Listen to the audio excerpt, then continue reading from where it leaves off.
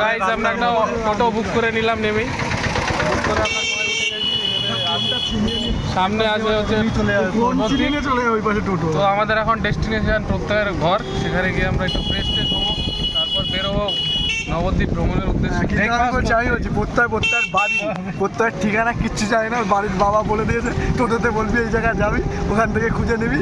আসলে বাড়িটা প্রত্যয়ের পৈতৃক সম্পত্তি, তো ও অনেক জায়গায় অনেক প্রপার্টি আছে, বড় লোকদের যা হয় ব্যাপারটা।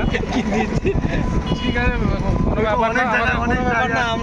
আমাদের এরকম কয়েকজন বন্ধু থাকলে আমরা পুরো সারা পৃথিবী ঘুরে নেবো কিছুদিন পর এরকম হোক, প্রত্যেক যে ইউরোপের বাড়িটার চাবিটা নিয়ে যাবে, খুঁজে নেবো ওখানে চাপলে।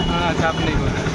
এই যে স্কুলটা একটা নবদ্বীপ ফ্রান্সে যদি বাড়ি হয়, নবদ্বীপ অভিষেক করে সেখানেও যেতে পারবো আমরা। তিন রবীন্দ্রনাথ বাংলো দেয়